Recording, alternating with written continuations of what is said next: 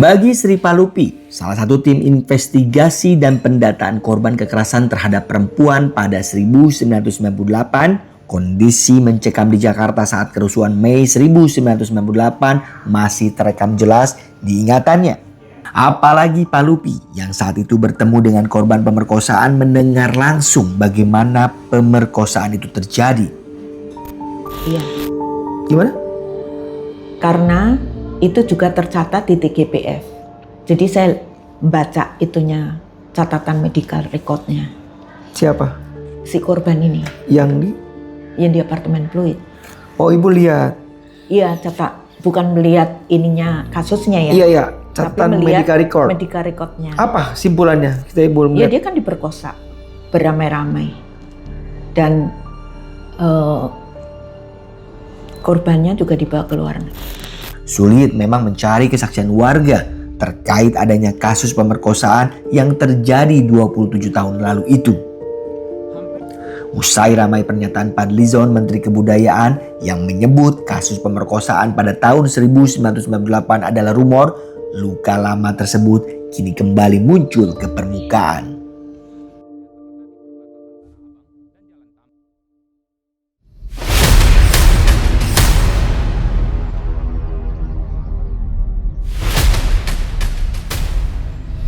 Tim Informan mencari tahu saksi mata kerusuhan di Jakarta tahun 1998 yang mengetahui adanya kasus pemerkosaan. Setelah menelusuri titik-titik kerusuhan di Jakarta, kami pun diarahkan salah satu sumber kami untuk menemui seorang warga Jakarta yang kini sudah tinggal di Depok, Jawa Barat.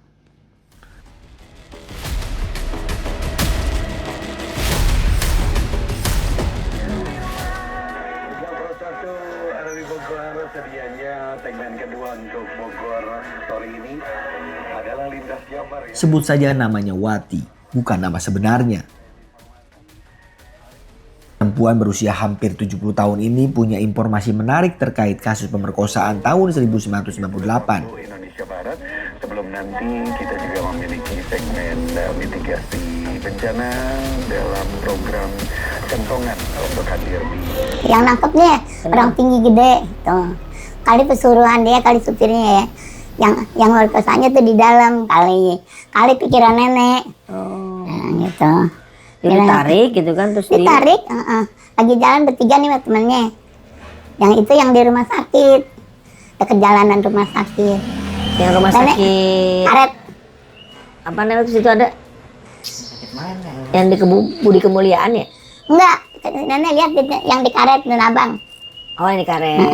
Abang. Itu kenapa di situ? Ya itu dia di situ, diseret. Ada juga di situ? Ada enggak itu, diseret juga. Pokoknya nenek nggak kurang nggak lebih cuma 3 dia lihat di Jalan Sunda 1, terus di Tanah Abang 1, itu yang di Sarina 1. Sarina. Jalan Sarina di sebelah mana ya Sarina? Dekat tangga. Oh dekat tangga, diseret juga itu. Dekat gedung PBB. Oh iya. Kan ada gedung PBB. Sekarang udah jadi Bawaslu. Sekarang dulu PBB. Oh. Gitu. Pacar nenek di situ kerjanya. Oh. Diseret pokoknya cewek itu. Aja. Tapi nenek tahu itu pemerkosaannya dari karena dikasarin itu. Iya. Lagi teman-teman juga bilang kata gini, tuh buat diperkosa kali tuh ya. Orang bilang tuh. Gitu. Kali mau diperkosa kali tuh orang yang nyeret-nyeret aja. Ini lagi haji mumpung nih katanya. Bilang gitu. Ini lagi ada kerusuhan nih katanya. Jadi itu semuanya aja tuh orang katanya. Gitu. Nenek sampai pulang kerja sampai jam berapa? Jam 7 udah. Jam 7 dan habis sih kan.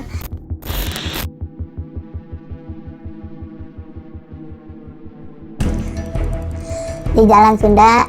Sunda tuh belakangnya Sarina. Ya, belakang Sarina. Terus dekat gedung PBB. Terakhir Tanah Abang. 3 berarti nenek lihat ditarik cewek orang Cina. Yang bisa nenek lihat 3 doang. Itu ditarik. Benar ditarik. Itulah ya. Iya itu yang ditarik yang di Sarina. Yang dekat halte, tanggal PBB dekat halte. Nah, gitu. Banyak yang lihat, bukan nenek aja. Banyak yang lihat. Cewek. Ditarik ke mobil. Mau diapain katanya? Enggak tahu. Mau diperkosa kali. Enggak nenek aja yang ngomong katanya gitu. Itu kesian. Itu Terus kalau ditarik mobil, kalau bukan mau diperiksa mau diapain tuh? Iya kesian ya. Iya, udah yuk kita pulang yuk antar. Orang Cina nggak mau, kita bilang gitu. Kita orang jelek bilang gitu. Nenek waktu itu berkeliaran aja biasa. Iya biasa Nggak takut aja. Nenek? Nggak ada takut apa-apa. Orang sama anak-anak. Sendiri aja. Nenek waktu itu rumah di mana? Sampai nenek di rumah susun.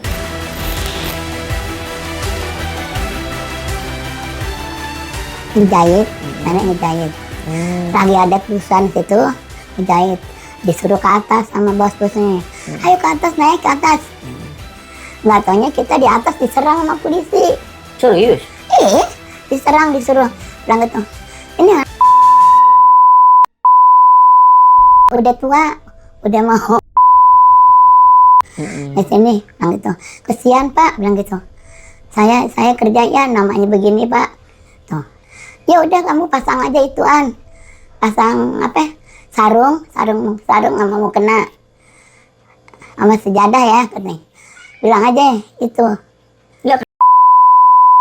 Ya nggak tahu deh polisi namanya juga. Nggak tahu. Cuman polisinya 3 orang udah pulang lagi udah. Habis nanyain itu. Polisi namanya orang ini. Terus di situ kondisi gimana suasananya? Oh sana disuruh pulang kita. Udah pulang aja deh. Jalanan gimana? Rusuh atau gimana? Enggak. Di jalanan yang rusuh, di rumahnya dia mah enggak. Cuman yang punya rumahnya pergi nginep ke hotel. Takut didatengin lagi sama orang ini. Udah kita nginep di hotel aja. Nah kerja diliburin deh tuh 1 minggu. Dari pas kerusuhan itu? Pas kerusuhan itu. Tapi pas kerusuhan itu suasana di jalan gimana yang ngeliat? Ya kalau di jalan gang 35-nya sih enggak. Kalau di jalan Tamrin Sogo nggak bisa jalan. Kenapa ya? Penuh mobil apa ya, jalan kaki, banyak orang-orang yang pada melihat.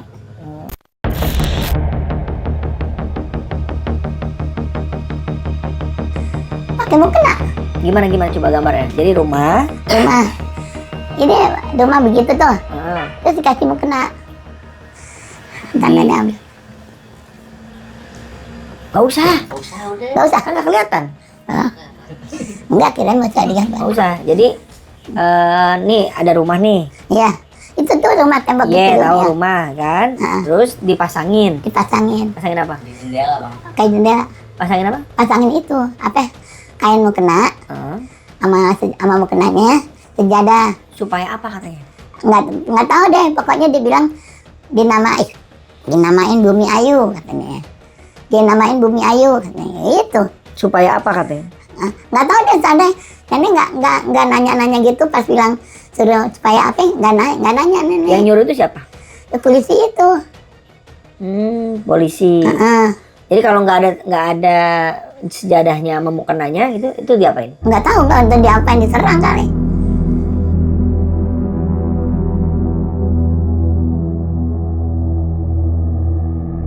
Kesaksian Wati mungkin bisa jadi salah satu jejak kekerasan seksual yang terjadi pada tahun 1998. Sesuai data temuan Tim Gabungan Pencari Fakta atau TGPF yang dibentuk pemerintah pada 23 Juli 1998, total ada 52 korban perkosaan. 14 orang korban perkosaan dengan penganiayaan, 10 korban penyerangan penganiayaan seksual, dan 9 korban pelecehan seksual.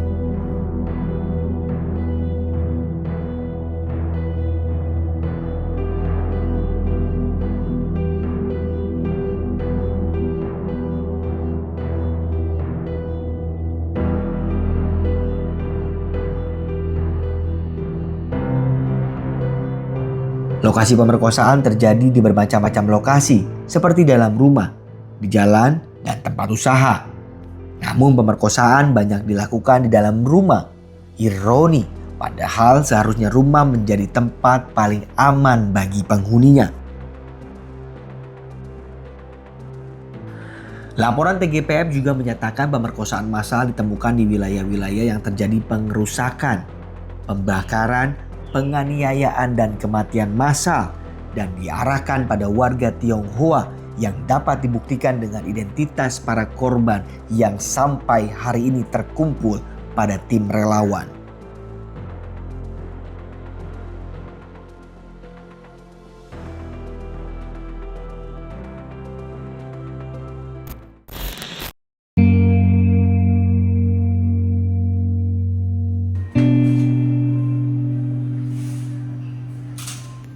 Sri Palupi, salah satu relawan yang menjadi tim investigasi dan tim pendataan kekerasan pada Mei 1998, memberikan kesaksiannya kepada kami. Menurutnya ada 168 laporan kasus pemerkosaan pada saat itu.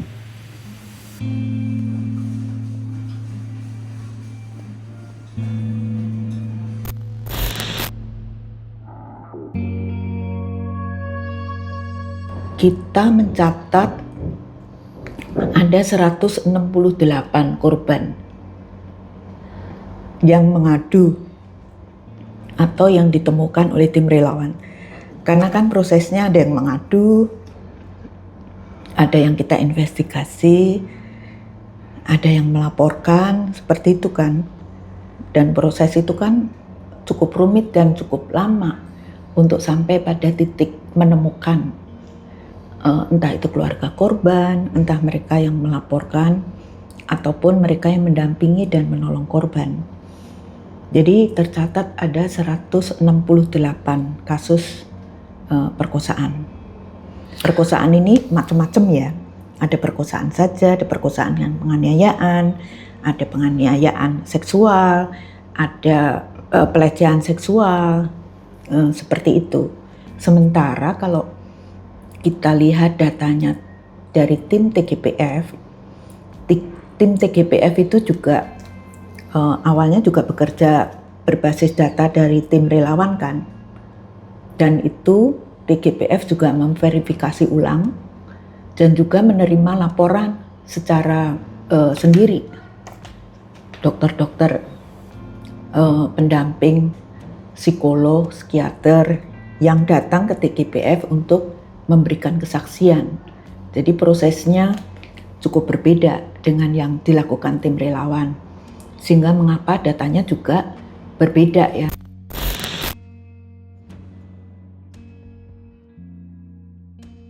Iya. Ada berapa Bu yang Ibu temui korban pemerkosaan? Coba saya ingat dulu ya.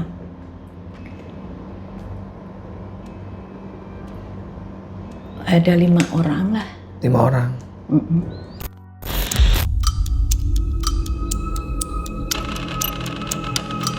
Salah satu korban ini adalah anak perempuan umur 12 tahun.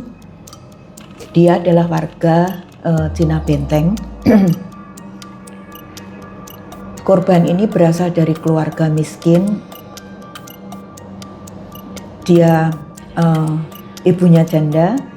Dia jualan kue-kue keliling begitu, dan pada saat rusuh Mei 98 itu ibunya lagi jualan dan massa masuk ke rumah mereka, menghancurkan semuanya dan memperkosa anak perempuan umur 12 tahun ini beramai-ramai.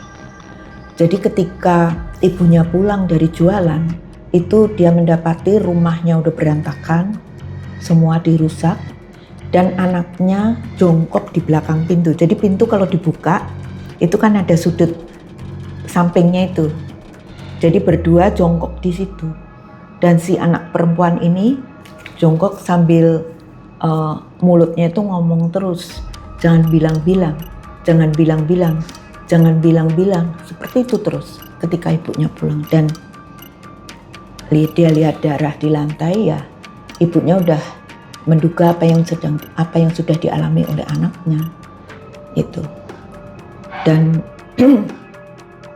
keluarga ini ditolong oleh seorang psikolog dan juga relawan ya, yang kemudian mengungsikan keluarga ini keluar daerah.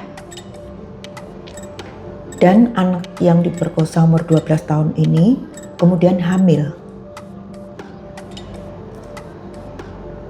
Tetapi atas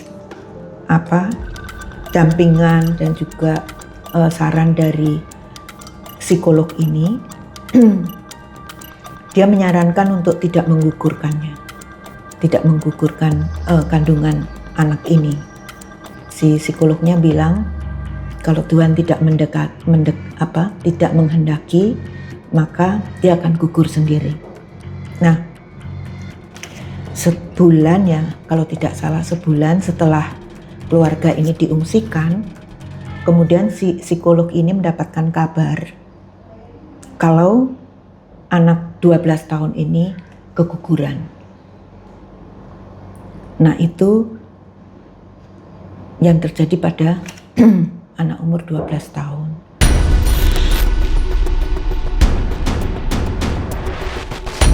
Ya, peristiwa itu kan terjadi di antara dua daerah itu, Jakarta Barat atau Jakarta Utara.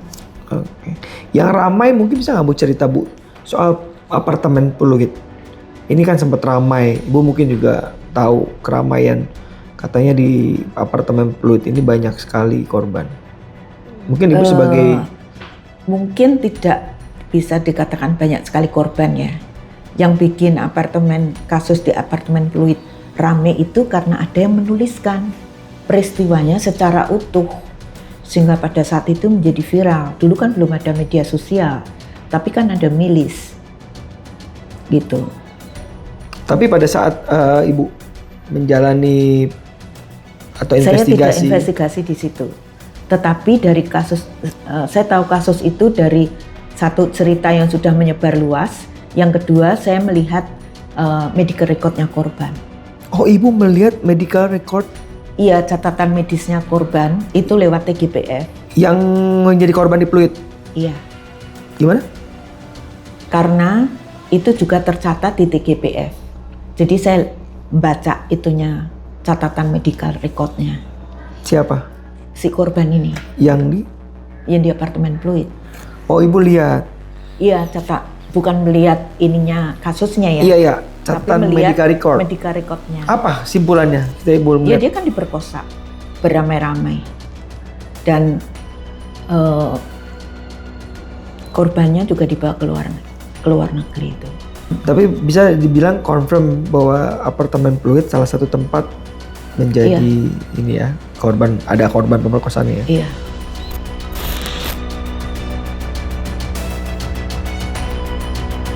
Saya temukan lain juga dari dokter ya, hasil investigasi saya juga dari dokter yang korbannya itu boleh disebut masih bayi ya, karena kurang dari 1 tahun umurnya.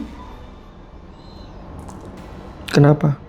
Yaitu korban kekerasan seksualnya itu seorang bayi karena umurnya kurang dari 1 tahun. Oh, ada? Iya. Itu di Jakarta Utara. Jakarta Utara. Melihat gambaran tadi dari Ibu, apa yang disampaikan Pak Fadlizon terkait isu rumor bahwa korban pemerkosaan itu rumor? Ya itu bagian dari kejahatan ya menurut saya ya. Karena dengan fakta yang sudah dia baca, kemudian juga sudah pernyataan Presiden B.J. Habibie juga sudah menyampaikan minta maaf dan dia menyatakan juga percaya karena teman dari ponakannya kan juga jadi korban juga. Ya juga di era Pak Jokowi juga sudah dinyatakan itu kejahatan pelanggaran berat HAM, masuk kasus yang ditangani pemerintah kan. Lah kok tiba-tiba Fadlizon mengatakan itu rumor gitu. Artinya rumor sehingga kan pemerintah sedang mengagendakan untuk menuliskan ulang sejarah kan.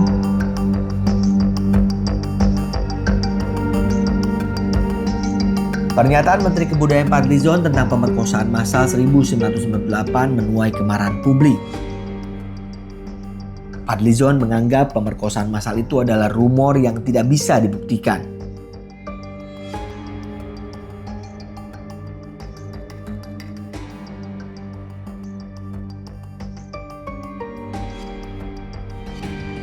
Publik baik individu, organisasi masyarakat sipil, dan lembaga negara independen kini mengecam keras pernyataan tersebut. Mereka berharap Fadlizon membaca kembali hasil temuan TGPF yang dibentuk pemerintah.